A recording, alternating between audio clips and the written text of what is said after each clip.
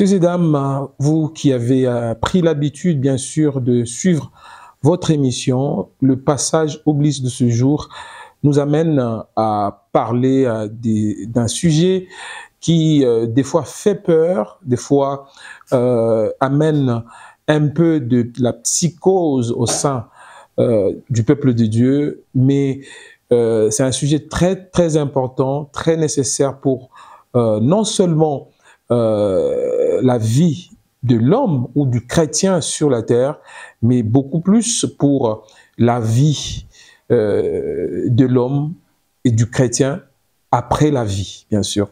Alors, très chers téléspectateurs, votre passage oblige vous vient aujourd'hui avec l'enfer, un mythe ou une réalité. Dans cette émission, très chers téléspectateurs et auditeurs, nous allons recevoir pour vous un homme de bien. Il s'agit du révérend pasteur Christian Kabamba de l'église évangélique Jésus, la gloire de l'Éternel. Avec lui, nous allons en savoir plus sur ce thème. N'ayez pas peur, c'est le chemin de tous et nous devons avoir la connaissance pour ainsi vivre soit dans le paradis, soit dans l'enfer. Bienvenue, pasteur. Merci, homme de Dieu. Nous sommes dans la joie de vous recevoir, mais aussi d'être reçus ici, chez vous, dans cette émission Passage oblige. C'est moi qui vous remercie pour cette opportunité que vous nous donnez. Alors, ça fait que beaucoup de gens n'aiment pas parler de l'enfer. Ça, c'est vrai. Est-ce que c'est opportun qu'on en parle aujourd'hui? Oui, c'est vraiment très, très important. Et avant même d'aborder le sujet, nous tenons d'abord à vous remercier personnellement. Nous remercions la radio-télévision Hosanna qui nous accueille avec nos amis de l'ITC, surtout avec cet objectif noble qui est celui de gagner une âme au Seigneur. Exactement. En fait, nous, en tant que chrétiens, nous ne vivons pas dans ce monde va-et-que, non. Eh oui. Le chrétien connaît d'où il vient et où il va. J'ai aimé dans votre introduction, lorsque vous avez dit que ici nous sommes voyageurs et passagers. Exactement. Ça, c'est la réalité. Tout voyageur, tout passager doit connaître qu'il va du point A vers le point B. C'est-à-dire doit connaître sa destination. Quelle est notre destination à nous en tant que chrétiens? Quelle est la destination de ceux-là qui ne se nomment pas chrétiens? Voilà, c'est autour de ça que nous sommes en réalité. Où est-ce que nous allons et quelle sera notre destinée? Raison pour laquelle ce sujet est vraiment d'une importance capitale. De toutes les façons, dans l'un ou l'autre cas, c'est l'éternité, mais vécue différemment. Tout à fait. Ouais. Donc c'est pour dire que l'homme, tel que Dieu l'a créé, est éternel. Ah oui. Oui. Mais tout dépend de là où chacun terminera sa course, c'est-à-dire son éternité. Exactement. Il y en a qui finiront leur éternité, soit au paradis, soit en enfer. C'est pourquoi, effectivement, aujourd'hui, ça semble être un sujet tabou, mais est pourtant faisant partie de l'évangile. Puisque le plus grand message que le Seigneur nous a laissé est celui de prêcher le royaume. Exactement. Mais qu'à cela ne tienne, il a aussi brossé quelque chose sur l'opposé du royaume. C'est l'enfer. L'enfer. Donc, il n'y a que deux destinations, deux alternatives. Si on n'est pas au paradis, on est dans le royaume de Dieu, on est justement en enfer. Parce qu'on cite le mot enfer. Ce n'est pas un mot qui est repris dans plusieurs versions de la Bible. Est-ce que ça fait de ce mot un mythe? Pas du tout. Pas du tout. Pas un mythe. Je reviens un peu en arrière. C'est comme quand nous parlons de la Trinité. Ah oui. La Trinité est un concept qu'on ne trouve pas dans la Bible. Et pourtant, c'est un concept qui retrace bien... Qui est vrai. Qui est vrai. Qui donne l'identité de Dieu. Ah oui. Nous sommes monothéistes, mais croyant en trois personnes en Dieu. En Dieu. Dont le Père, le Fils et le Saint-Esprit. Nous parlons de l'éternité. Le concept éternité, qu'on refuse ou pas, il nous retrace une réalité. C'est pareil avec l'enfer. L'enfer, on appelle enfer dans beaucoup de versions, au lieu de parler d'enfer, on sait parler du séjour des morts. Ou alors on parle de l'étang de feu et de soufre. Voilà le concept. Ou alors la gêne. La gêne, voilà. Voilà, c'est des concepts qui sont synonymes à l'enfer, qui traduisent une réalité palpable. Puisqu'en fait, la parole de Dieu, c'est l'unique science au monde qui sait mieux définir l'homme que n'importe quelle science ici sur Ah, ça Terre. c'est profond là. Oui, puisque on peut aller dans tous les domaines possibles, on ne peut pas trouver des réponses adéquates concernant l'homme, surtout lorsque nous le prenons dans toute sa dimension. Sa dimension trinitaire. Trinitaire aussi, voilà. Vous l'avez bien dit. Ah oui. L'homme est trinitaire comme Dieu aussi est trinitaire. L'homme, il est corps, il est âme et il est esprit. Dans le domaine spirituel, là même la médecine se réserve.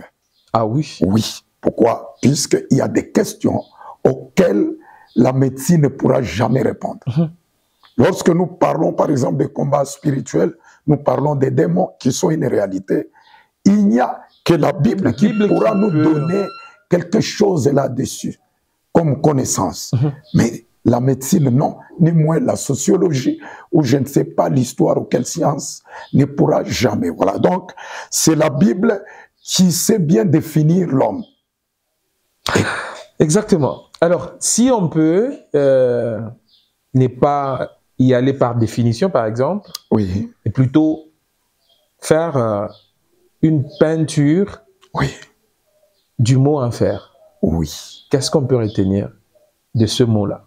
En fait, l'enfer en soi, c'est un lieu de tourment que Dieu avait préparé, non pas pour l'homme, mais pour Satan, à cause de sa rébellion. Pour la petite histoire, lorsque nous allons dans la parole de Dieu en Apocalypse 12, au verset 7, la Bible dit, il y a guerre au ciel. La guerre entre Michael, qui est l'ange de Dieu, contre Satan le diable, qui, après avoir perdu la bataille, sera précipité ici sur terre. Et la sentence qui l'attend, après qu'il soit vaincu par le Seigneur à la croix de Golgotha, c'est ce qu'il soit lié éternellement dans un lieu que Dieu avait préparé pour lui. Pour lui, pas pour l'homme. C'est ce qui fait que nous disons malheur à ceux-là qui obéiront à Satan pour se voir entraîner avec lui en enfer. C'est une grande punition qui n'est pas la dimension de l'homme. Dans son amour infini, Dieu ne pouvait pas créer l'enfer pour l'homme. Pour l'homme. Non. Il a créé pour le rebelle, qui n'est autre que le diable.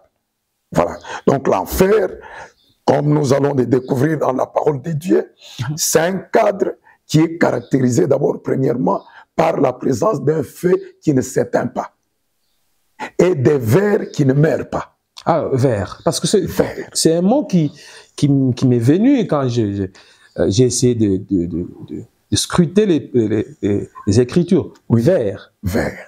Ça veut dire? C'est les insectes. C'est des vers. Oui, oui c'est des insectes. Donc, ils n'auront comme objectif que de nuire à tout celui-là qui aura comme demeure finale l'enfer. Quand on parle de tourment, il y a les vers, il y a le feu, et il y a une odeur nauséabonde qu'on appelle le soufre. Vous voyez, tout ce qui est là n'est pas étranger à l'homme. Nous connaissons ces choses alors que nous vivons déjà ici sur Terre. Exactement. Pour ceux-là qui ont eu la grâce de faire la chimie, ils connaissent ce que signifie l'enfer. Le soufre, ça sent mal. Ça sent mal. Ça sent très mal. Très, très mal. Il suffit de passer à côté d'un camion portant des minerais. Vous sentez une odeur nauséabonde. Exactement. Voilà cette ambiance-là qu'on trouve en enfer.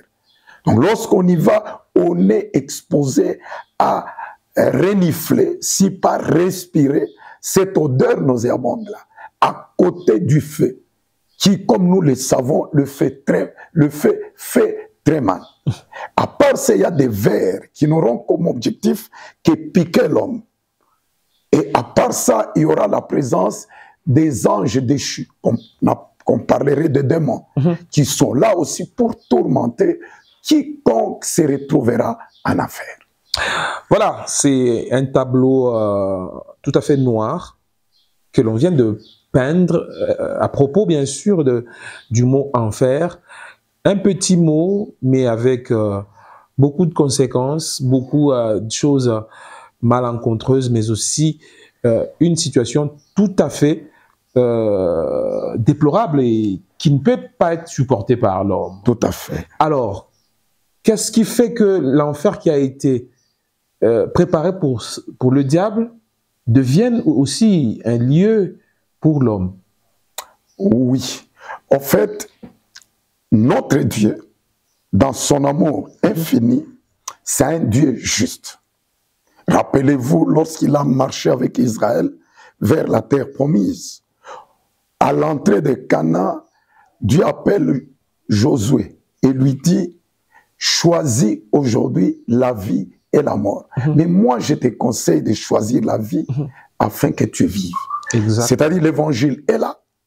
Pour quiconque reçoit l'évangile, comme c'est dit dans Jean 3, 16, que car Dieu a tant aimé le monde qu'il a donné son Fils afin que quiconque croit en lui ne périsse point, mais qu'il ait la vie éternelle. Déjà dans ces versets, nous trouvons qu'il y a la présence des deux lieux. La perdition, c'est vers l'enfer, alors que la vie éternelle, c'est vers le paradis. Donc, tout le monde est libre. Tout le monde est devant sa conscience. Lorsque l'évangile arrive, Dieu n'est pas dictateur. Non.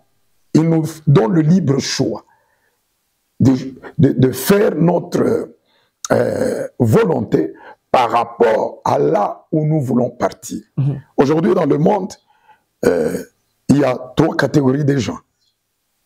Il y a le chrétien convaincu, c'est-à-dire né de nouveau, ayant accepté le Seigneur Jésus-Christ comme étant Seigneur et Sauveur personnel.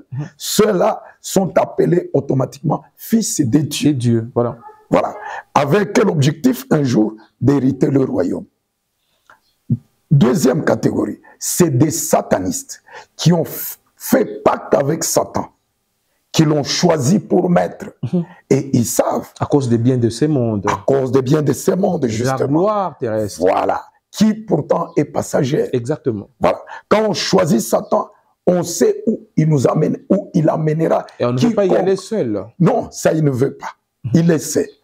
C'est la raison pour laquelle, lorsque nous faisons un pas en arrière, nous trouvons que l'objectif pour lequel il est allé séduire Ève, c'était celui-là. Exactement. Puisqu'il savait que Dieu, en créant Adam et Ève, la gloire que lui avait vécu au ciel, c'était maintenant à Adam et Ève de le faire.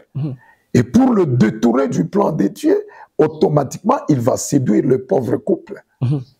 Mais Dieu, dans son amour infini, alors que Adam et Ève tombaient dans le péché, Dieu établit le plan de la rédemption que nous trouvons dans Genèse 3,15. Voilà, ce plan-là va se suivre des alliances. Ces alliances-là qui n'auront que pour objectif repêcher l'homme.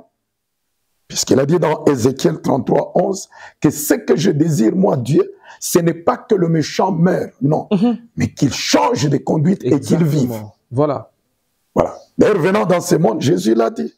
Il a dit aux pharisiens, aux scribes et aux sadducéens, que regardez mes amis, vous qui vous tapez la poitrine pour dire que nous sommes enfants d'Abraham, alors que vous ne faites pas la volonté de Dieu, faites attention. Pourquoi? Puisque vous voyez les prostituées que vous voyez là, vous précéderont dans le royaume. Pour dire que faites attention, ce n'est pas le fait de se taper la poitrine. À un certain moment, il les a appelés comme étant des tombeaux blanchis. Tout simplement puisque... Un peu dur. Voilà. Quand il s'agit du royaume de Dieu. Voilà, très dur. Pourquoi? Puisqu'il a dit lui-même que ce qui suit l'homme, c'est pas ce qui entre, mais ce qui sort de lui. Ce qui sort, c'est des mauvaises pensées qui suivent l'homme. Et il a dit ça aux pharisiens pour qu'ils fassent très attention. Est-ce qu'en disant les prostituées vous précéderont dans le royaume, le Seigneur a apprécié la prostitution? Non, pas du tout. Il voulait tout simplement dire que les prostituées là peuvent, écoutant l'évangile, donner leur vie au Seigneur et se voir à la fin des temps sauvés. Exactement. Voilà. C'est pourquoi nous disons en fait que le plan de Dieu, le plan merveilleux, ce n'est pas de voir vraiment l'homme hériter l'enfer, non. C'est quand on reçoit la parole de Dieu, on a foi en Jésus, comme étant Seigneur et Sauveur personnel, eh bien, on va droit au paradis et on passe à côté de On va droit au paradis et c'est notre volonté à tous, bien sûr, de retrouver le Seigneur, d'abord dans les airs, et aussi nous emporte dans son royaume éternel où il n'y a que chant d'allégresse, il n'y a que des bonnes choses, bien sûr, à côté de l'éternel. Alors, il y a une tendance religieuse qui dit ceci, Dieu est tellement miséricordieux qu'il ne peut jamais envoyer quelqu'un dans l'enfer. Comment pouvez-vous réagir par rapport à cette façon de voir les choses? Voilà, c'est vraiment une question pour ne pas citer leur nom, bien sûr. Non, voilà. On ne peut pas citer. En fait, c'est une question très, très pertinente. Moi, je suis pasteur évangéliste. Voilà. J'ai été sur terrain plusieurs fois en évangélisation. C'est un sujet qui fait couler encre et salive en même temps. Sinon, Dieu, il est tellement bon qu'il ne peut pas envoyer quelqu'un en enfer. C'est vrai. Ce qui constitue la justice de Dieu, c'est justement ça. Nous disons qu'il a toujours été derrière sa parole pour l'accomplir. Et c'est un peu de faire un pas encore en arrière. Dieu n'a pas changé. Il est le même. Hier, aujourd'hui et éternellement. Voilà. C'est le temps seulement qui ont changé. Quand on parlerait du temps de la loi de Moïse, et même avant que la loi de Moïse ne vienne, Dieu a parlé par le patriarche. Quand nous partirons de Noé jusqu'à, je ne sais pas, Abraham, Moïse, jusqu'à Abraham. Puisque déjà avec Moïse, c'est la loi qui commence. Et les prophètes, on a dit, c'est Dieu-là, examinons. Il a détruit Sodome et Gomorrhe. Est-ce qu'il n'était pas bon pour autant? Il a envoyé le déluge qui a ravagé tout. Et 8 personnes. Avec Noé, voilà. 8 personnes. Et d'ailleurs, cette alliance-là, nous l'appelons comme l'alliance de la création. Dieu créait de nouveau un monde, puisque le premier était passé par le déluge. Voilà. Imaginez-vous que ça lui serait difficile de détruire les rebelles, si il peut toujours. D'ailleurs, quand il va faire l'alliance avec Noé, après que Noé ait offert le sacrifice, Dieu fait une alliance en disant quoi? Je ne détruirai plus le monde par l'eau. Et comme si, vous voyez l'arc-en-ciel.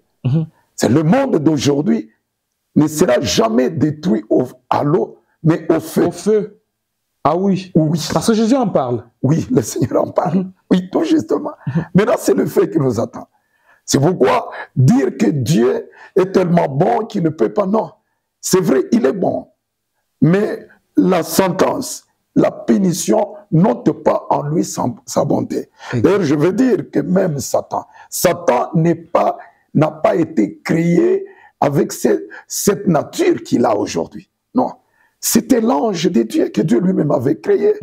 Il était l'archange aimé. D'ailleurs, quand nous lisons la Bible, c'était l'être la plus belle, Satan. Quand Dieu l'avait créé, il ne s'attendait pas qu'un jour, Satan pouvait se rebeller. Mais pourtant, Dieu a tant punir Satan. Ah oui. Voilà. Ah oui. Oui. Et pourtant, tous ces anges-là qui sont partis avec lui, que Dieu va envoyer en affaire, au départ, c'était des créatures merveilleuses que lui-même avait créées avec amour. Mais lorsqu'il y a eu rébellion, il a frappé. C'est pour dire que ça aurait été une erreur monumentale que de faire voir aux gens que non, mais écoutez, Dieu est bon, faites tout ce que vous voulez. Mais Paul l'a dit, que si c'est seulement dans ce monde que nous espérons, nous sommes le plus malheureux de tous. Le plus malheureux. Voilà. Pourquoi? Puisque les choses qui étaient pour moi des gains, je les ai regardées comme de la boue afin de gagner Christ. Donc si aujourd'hui nous refusons d'aller vers l'impudicité, l'ivrognerie, le mensonge, l'adultère, le vol et toutes ces choses-là, c'est pour nous conserver purs afin d'hériter le royaume. Dieu serait injuste s'il pouvait prendre tout le monde et l'amener dans le royaume, même les ivrognes, et au même titre que ceux-là qui se sont privés de plaisir de ce monde. Ça serait contradictoire. Parce que vous en citez, le plaisir de ce monde et tout ça. Qu'est-ce qui amène tout droit dans l'enfer? Si c'est le péché, alors, comment un homme peut vivre sans péché? aller au royaume des cieux et éviter l'enfer. Voilà. C'est vraiment très intéressant. En fait, nous chrétiens, nous pouvons pécher, mais nous ne sommes pas pratiquants du péché. Ah, ok. C'est là qu'il y a une nuance. Un chrétien véritable doit se préparer. Et le problème de péché, c'est un problème volontaire. C'est une décision à prendre. Ce n'est pas difficile. Ah, c'est pas difficile. C'est pas difficile. Je vous donne un exemple, mon fils. Vous êtes là. Aujourd'hui, qu'un prophète descende, il dit, Cédric, Dieu m'a dit que tu venais de commettre l'impudicité. Comment est-ce que vous allez réagir? Si c'est vrai? Non, pas si c'est vrai. Justement là où vous êtes. Ce matin, nous sommes avec vous. Qu'un prophète dit, Cédric, mais moi en tant que votre père, je dis, Cédric, pendant que nous faisons l'émission, Dieu m'ouvre les yeux, tu as commis l'impudicité. Ah, je vais refuser parce que je ne l'ai pas fait. Cédric, pendant que tu viens là, tu viens de dérober l'argent à autrui. Oh non. Voilà. Donc c'est pour dire que c'est garder pur, c'est pas compliqué. C'est un problème de volonté. C'est ce qui fera que un chrétien véritable, lorsqu'il pêche, il regrette le forfait. Il revient en lui-même, demande pardon et continue sa marche. À la fin de la parole de Dieu, en Apocalypse, la Bible dit quoi? Que le saint se sanctifie davantage. Et que celui qui est injuste continue sa sale besogne. Voilà. Donc amplifie encore. Amplifie encore. Voilà. C'est pour dire quoi? Il y a des gens capables de se garder purs. Moi, aujourd'hui, quelqu'un ne peut pas se lever un jour et me dire non, pasteur, on vous a vu dans l'impudicité, dans l'adultère, dans le vol, dans le mensonge. Non, je puis entrer en colère. Mais la Bible me dit, quand tu t'énerves, que le soleil ne se couche pas sur ta colère. Donc je m'arrange par rapport à ça. Aujourd'hui, je suis conséquent par rapport à moi-même. Il y a des fois que je fais la délivrance à l'église. La délivrance m'expose devant les mauvais esprits. Je me rappelle toujours du cas des enfants de Séva dans la Bible, qui sont allés provoquer les démons alors qu'ils n'étaient pas bien préparés pour ça. Il y a eu ce qu'il y a eu là. Les démons les ont copieusement rossés jusqu'à tel point qu'ils sont sortis sans habit. Mais les démons eux-mêmes ont déclaré, Paul, nous les connaissons, mais vous qui êtes-vous? Vous êtes venus tous avec le nom de Jésus. C'est pour dire quoi?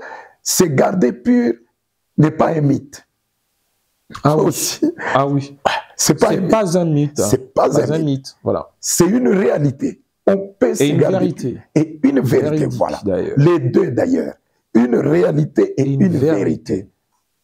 Pour la petite histoire, j'ai prêché ça plusieurs fois ici chez vous, aux jeunes gens. Nous étions encore païens. Quand on présentait les examens d'État avant d'aller faire à l'université, il y avait un système de maquis. On entrait dans le maquis. Et quel était l'objectif du maquis? Ce n'était pas tout simplement un cadre qu'on s'est gardé pour préparer les épreuves, non. C'est un cadre où on se disait, là on est pur. Puis si on ne se gardait pas pur, on va échouer aux examens. Voilà. Et on se garde pur. Et chaque soir, on a des petites réunions qui a mal agi envers qui, on s'arrange. On s'arrange, voilà. On prie. Parce qu'on voyait l'objectif qui était devant. Voilà. Il y avait un objectif à atteindre. Qui nous apprenait à nous garder purs? Personne. Personne, notre volonté à nous. Personne ne pouvait voler, personne ne pouvait insulter, je m'excuse. Personne ne pouvait aller vers sa petite amie. Mais on se disait même non, on ne peut même pas serrer. Ça procure malheur. Malheur. Voilà. C'est la même chose. Si on l'a fait pour les choses de ce monde, pourquoi ne pas le faire pour le royaume? D'ailleurs, Paul l'a dit, quand je crois que c'est dans 1 Corinthiens 9, quand il dit, les gens de ce monde se donnent toutes sortes d'abstinence pour une couronne corruptible. Je donne un exemple. Aujourd'hui, il y a la Coupe du Monde. Ah oui. N'est-ce pas? Ah oui. Vous verrez même que notre pays, la RDC... On va débloquer l'argent. On va débloquer l'argent. Et à chaque fois qu'il y a des préparations pour ça, tout le monde se prive. Il laisse sa maison, il ne va pas dans le bar, ainsi de suite, avec l'objectif d'arracher une coupe qui ne viendra jamais. Exactement. Je ne m'en dis pas le pays, mais je crois que c'est une coupe qui ne viendra jamais au Congo. Voilà. Ouais. Voilà. Donc, mais pour ça, les gens s'égarent de pur. Et nous, pourquoi ne pas nous abstenir afin d'hériter? Donc c'est pour dire que s'égarer pur, c'est possible. Est-ce qu'on peut dire que cette façon de drainer le peuple de Dieu en leur disant que Dieu est très miséricordieux, qui ne peut pas amener ses enfants ou les hommes dans l'enfer, c'est une stratégie du diable pour endormir le peuple de Dieu? Oui, pour moi je dirais oui. Pourquoi? Vous savez, Satan, c'est un séducteur et un destructeur. Jésus a dit, là je crois, nous sommes dans Jean 10, 10, où il a dit, le voleur ne vient que vous voler, dérober et détruire. Donc quand Satan entre dans la vie de quelqu'un, il le détruit. Satan n'a pas un domaine qu'il ne peut pas visiter. Pour vous dire que même au niveau de l'Église, Satan peut s'introduire et détruire le peuple de Dieu. Je rentre un peu en arrière avec Pierre.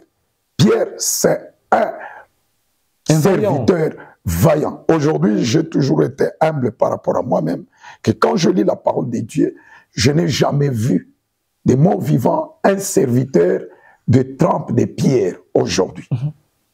Pourquoi je l'ai dit? Depuis que je suis né, j'ai vu autrefois des hommes de Dieu faire des miracles, genre les aveugles l'ont vu. Ça, j'ai vu à Bukavu quand j'étais étudiant, avec le pasteur ou l'évangéliste Ronald Bonke. Mais je n'ai jamais vu un homme de Dieu ressuscité tout à mort. Ah oui.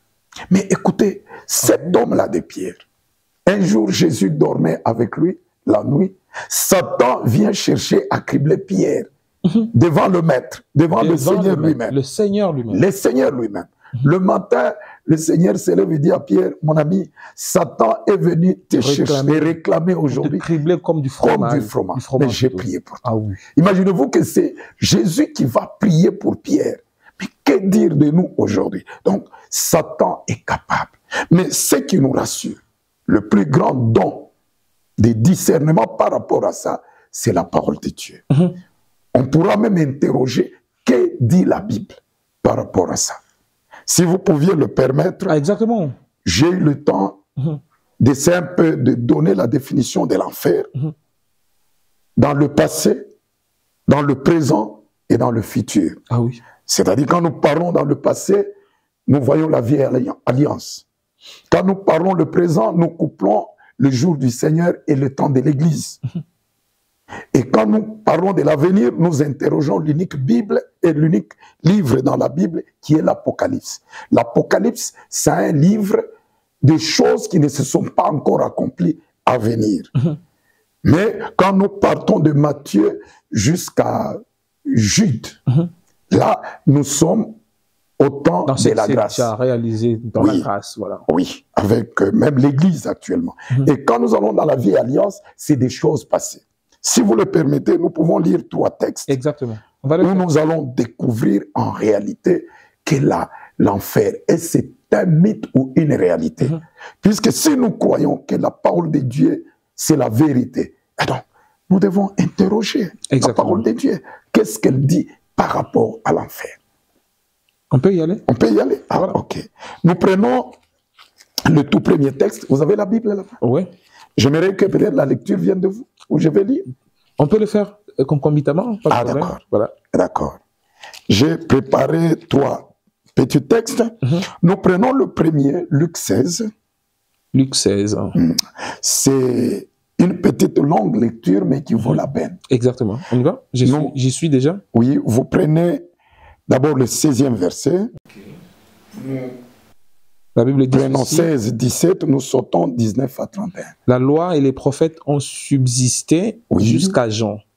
Depuis lors, le royaume des dieux est annoncé et chacun use de violence pour y entrer. Voilà. Il est plus facile que le ciel et la terre passent qu'il ne l'est qu'un seul trait de lettre de la loi vienne à tomber. 19. Il y avait un homme riche qui était vêtu de pourpre et de fin lin, et qui chaque jour menait joyeuse et brillante vie. On continue? Oui, on continue. Un pauvre nommé Lazare était couché à sa porte, couvert plutôt d'ulcères, et désireux de se rassasier des miettes qui tombaient de la table du riche. Et même les chiens venaient encore lécher ses ulcères. Le pauvre mourut et il fut porté par les anges dans le sein d'Abraham. Le riche mourut aussi et il fut enseveli. Dans le séjour des morts, nous soulignons séjour des morts. Dans le séjour des morts, il leva les yeux et tandis qu'il était en proie au tourment, il vit de loin Abraham et Lazare dans son sein. Jusque-là. Voilà. N'est-ce pas? L'histoire que nous venons de lire ici nous retrace déjà 2 lieux. Exactement. Et ici, c'est la parabole qui vient de Jésus lui-même. Les tourments et les seins d'Abraham. Les seins d'Abraham. Voilà. 2 lieux. Et on les localise même géographiquement, s'il faut le dire, dans l'espace. Ah oui. N'est-ce pas? On nous dit, dans la parole de Dieu ici, que Abraham, et plutôt, le pauvre mourut, il fut enseveli. On est enseveli où? Dans la tombe. Dans la terre. Sous la terre. Sous la terre. Et c'est là que se trouve le séjour des morts. Et la Bible ici nous dit que lui, le pauvre Lazare, fut recueilli dans le sein d'Abraham. Abraham est où? Son âme est au ciel. Nous comprenons clairement qu'il y a 2 lieux. Il y a le ciel et il y a le séjour des morts. Et quand nous voyons le ciel, là nous parlons directement du paradis. Et le séjour des morts, là où il y a le tourment, c'est là que sera recueilli le riche. Pour la petite histoire que nous venons de lire, j'avais voulu qu'on prenne un peu le 16e et le 17e verset pour introduire l'histoire du riche et du pauvre Lazare. Ici, la Bible dit, la loi et les prophètes ont subsisté jusqu'à Jean-Baptiste. N'est-ce pas? Bien qu'on dise Jean, c'est Jean-Baptiste, voilà, qui a été le dernier grand prophète de l'Ancienne Alliance. Depuis lors, le royaume de Dieu est annoncé et chacun use de violence pour y entrer. Accéder, voilà. Ici, Jésus nous montre bien qu'il y a le royaume. Et ce royaume-là, on doit se battre. On n'y entre pas facilement. D'ailleurs, lui-même a dit que le chemin qui mène vers la perdition, il est grand. N'est-ce pas? Et beaucoup le trouvent. Mais le chemin qui mène vers la vie, elle est étroite. Ce sont les violents qui s'en emparent. On est violent par rapport à quoi? Ce n'est pas par rapport à la musculature, non. Par rapport à soi-même, par rapport à la discipline, justement. Moi, je dis toujours que le grand combat que j'ai personnellement, ce n'est pas de chasser les démons, non. Ah oui. Non, ce n'est pas de chasser les esprits impurs. Ça, c'est la moindre des choses.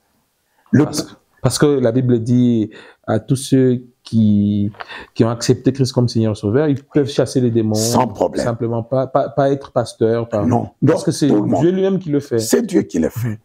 Et d'ailleurs, quand on se garde pur, les démons eux-mêmes peuvent se déclarer sans qu'on les chasse. Présence, bien sûr, exactement. Mais rien que par la présence.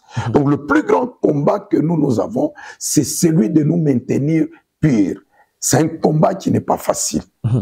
Chaque jour qui passe, on s'interroge si la trompette sonnait après ma mort, où est-ce que j'irai? Ça, c'est la question que tout être vivant se pose. Quand je mourrai, quelle sera ma fin? Ou alors, est-ce que ça sera la fin des choses? Ou moi, je réponds par ça sera le début d'une vie éternelle. Et là, déjà, avant que vous ne puissiez continuer, il y a une tendance qui croit que la vie s'arrête là. Voilà. Et puis, les gens qui meurent vont se réincarner et puis vont réapparaître dans d'autres familles. Non, voilà. Ça, en fait, c'est ça que nous appelons vraiment des mythes. Ce n'est pas vérifié. Pourquoi? Puisque nous, celui qui nous définit le tout, c'est la parole de Dieu. Si ce qu'ils disent là trouverait une place dans la parole de Dieu, d'accord. Mais aussi longtemps que ce n'est pas repris, ça, ce n'est que un mythe. La pensée des hommes. Et or, ici, quand Jésus parle de la violence ici, il nous dit ceci. Il y a une chose qui est facile, c'est de voir la terre et le ciel passer. Mais pas de voir une seule lettre de la parole de Dieu tombée. Alors pourquoi toute discussion doit trouver réponse dans la parole, de Dieu. Voilà. Et je me rappelle, même quand j'étais encore de l'autre côté à l'église catholique, il y avait des livres que nous avons appelés des livres apocryphes. Ah oui. N'est-ce pas? Qu'on savait trouver même jusqu'aujourd'hui dans la Bible de Jérusalem, oui, puisque je l'ai, ou dans Maccabée, Siracide, Tobie et tout ça. Donc c'est des livres qui n'ont pas été canonisés. Et pourquoi est-ce qu'on n'a pas canonisé ces livres-là? Tout simplement puisqu'on a estimé que c'est des livres qui reprenaient les histoires racontées par les Juifs, qui n'étaient pas inspirées. Exactement. Voilà. Donc aujourd'hui, personne ne peut s'élever avec une histoire qui ne trouve pas sa place dans la Bible pour nous convaincre d'une réalité ou d'une vérité. Non. Or, ici, la Bible est claire. Il y a eu dans ce monde un homme riche, vêtu de pourpre, qui menait mieux sa vie. Une vie classique. Une vie classique. Envié de tous. Envié de tous. Il mangeait à sa faim, il s'habillait comme il fallait. À ses côtés, il y avait un pauvre Lazare. Celui-là qui cherchait même à manger les miettes qui pouvaient tomber de la table. Mais ce qui a caractérisé les deux, c'est quoi? L'un était attaché à la parole de Dieu, obéissant à la parole de Dieu. Le riche, dans l'orgueil de savoir qu'avec l'argent, il peut arriver. Comme aujourd'hui. Comme les gens croient que l'argent répond à tout. Non, malheureusement. Et pourtant, Jésus l'a dit, non? Il a dit qu'il est plus facile à un chameau de passer par le chat d'une aiguille. Donc le trou d'une aiguille. Quand on voit le chameau avec sa grandeur, on dit qu'il est facile pour lui d'y passer. Mais que de voir les riches hériter. Pourquoi? Parce qu'un riche, c'est l'orgueil. Alors, les deux sont morts. L'un a été recueilli au paradis, mais l'autre a été en enfer pour chercher une goutte d'eau dans les tourments.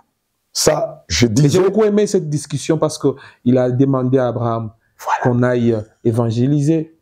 Il n'y avait plus moyen de le faire. Puisque c'est l'abîme. On ne peut plus revenir. C'est deux mondes différents. Deux mondes carrément différents. Ils ne sont pas connectés. Voilà.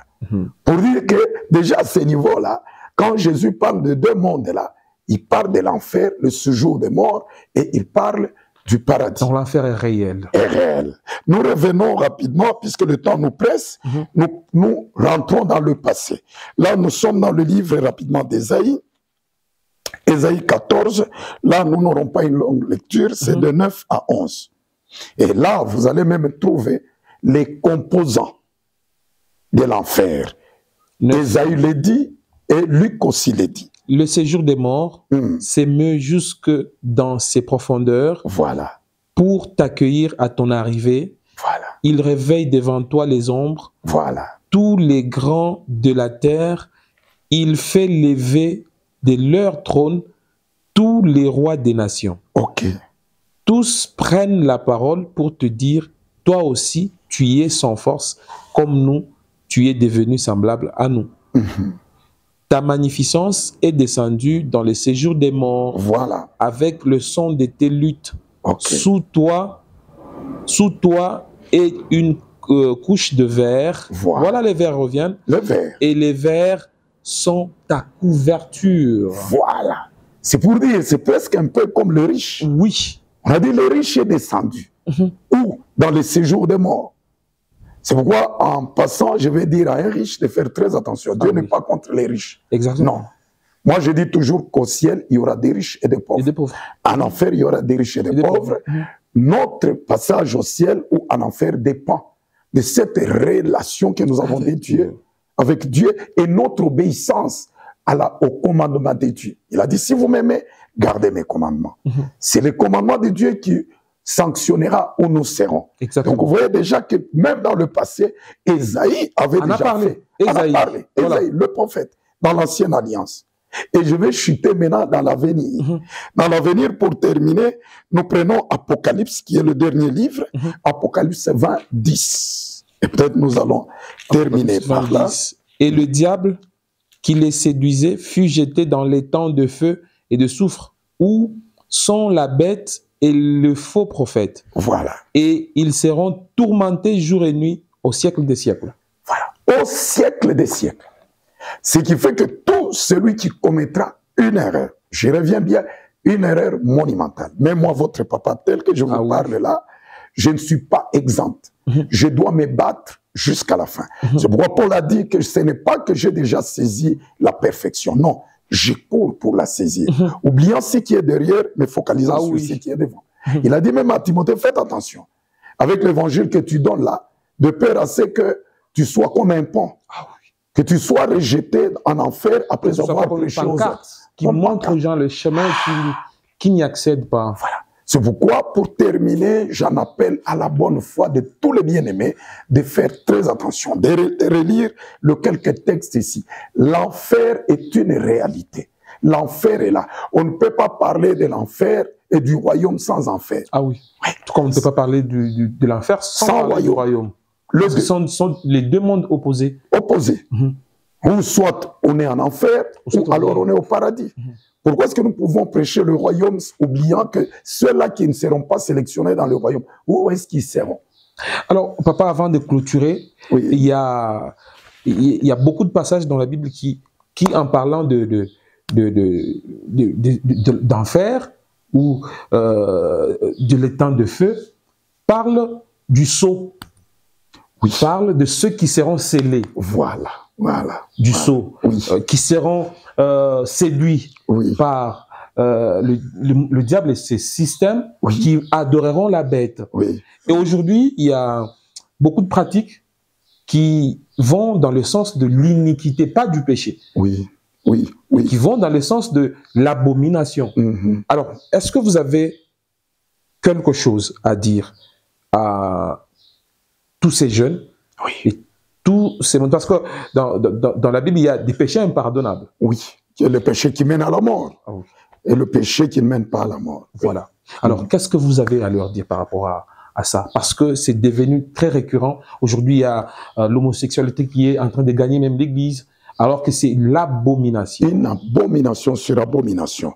Ce qui est vrai que, parlant du sceau, le temps nous manquait, peut-être prochainement on pourra y revenir. En fait, j'ai toujours conseillé aux enfants de Dieu de faire tout pour aller au ciel au premier tour, lors du son de la trompette, à l'enlèvement de l'Église. Puisque après l'enlèvement de l'Église, disons, peu avant l'enlèvement de l'Église, le salut est gratuit. Il est gratuit. On demande à qui que ce soit rien. Comme aujourd'hui. Comme aujourd'hui. Le temps de la grâce, le salut est gratuit. Quand la trompette sonnera, tous nous irons gratuitement, nous qui croyons et obéissons à la parole de Dieu. Ceux-là qui seront restés, c'est qui? Celui-là qui, le jour du son de la trompette, se trouverait dans des choses compliquées. Les abominations, le péché. Celui-là affrontera une période qu'on appelle la période des grandes tribulations, qui sera d'une période de 7 ans. Là où le faux prophète séduira plusieurs. Pour acheter et vendre, il faudra avoir la marque de 666. Maintenant là, pour s'y échapper et aller au ciel, il faudra qu'on soit appelé héros. Qui est héros? C'est lui qui doit se battre de son propre... Qui va s'en passer de ce sceau pour survivre. Voilà. 7 ans. 7 ans. Et ça sera des grandes tribulations, donc des tourments impossibles pour s'y échapper. C'est pourquoi d'ailleurs, c'est Matthieu qui dit que si ce temps-là n'était pas abrégé, il n'y aurait pas beaucoup. Personne ne pouvait se sauver. Et même déjà sur l'île de Patmos, Jean, voyant ces gens qui venaient, il pose la question au vieillard qui était avec lui. Qui sont ceux-là? Il dit, c'est les martyrs de la grande tribulation qui ont lavé les robes dans le sang de l'agneau. Vous savez, un martyr, il est martyr, il a donné sa vie pour lui-même. Aujourd'hui, nous ne donnons pas la vie pour nous-mêmes. Il y a quelqu'un qui est mort pour nous.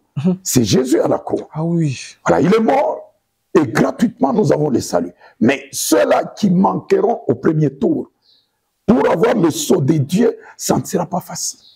Et ça ne sera pas gratuit. Voilà, pour dire que tous ces bien-aimés qui se votent dans le péché, ils doivent faire très attention. En tout cas, celle qui est juste en face de moi me fait signe que notre temps est épuisé. Merci beaucoup. Peut-être un petit mot. Un petit mot. On se sépare. En tout cas, je remercie le bon Dieu de nous avoir donné ces cadres, ces beaux sujets, qui n'aura pour objectif qu'avertir le bien-aimé à marcher dans la crainte de Dieu. Dieu est saint, Et il a dit, rien d'impur n'entrera dans le royaume.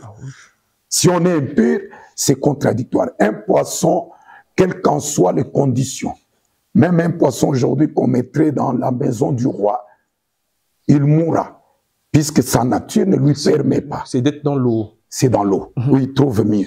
Même l'eau sale, c'est chez lui. C'est pareil avec nos chrétiens. Lorsqu'on est impur, on ne supportera pas l'ambiance du ciel. Sa place, c'est en enfer. Voilà, nous avons fini, très chers téléspectateurs, mais ici chez nous, papa, nous avons un petit jeu juste à la fin de l'émission. Question de nous détendre un peu. Ok. Nous avons des enveloppes au devant de vous. Oui. J'espère que vous les avez remarquées au début de l'émission. Oui, moi je vous ai posé quelques questions. Tout à fait.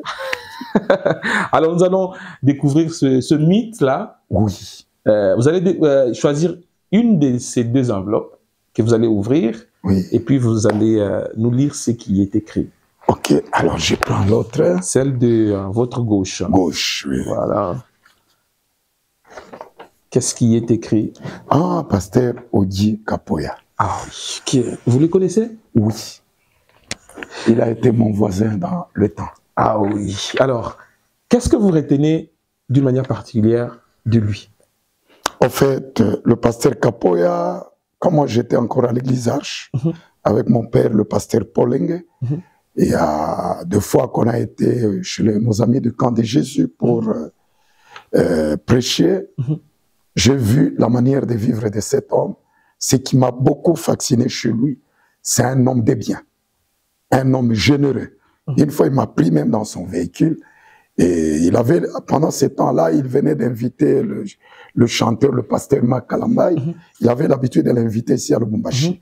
Et quand on parlait avec lui dans le véhicule, son souci était que la jeunesse s'accroche à la parole de Dieu. Parce que lorsqu'il y a un musicien chrétien, eh ben, la jeunesse aime bien la musique et qu'on pouvait gagner les âmes au travers la musique. Et je l'ai vu investir financièrement pour faire le déplacement du pasteur Mike ici à Lubumbashi et que les âmes reviennent au Seigneur. Donc c'est un homme de bien.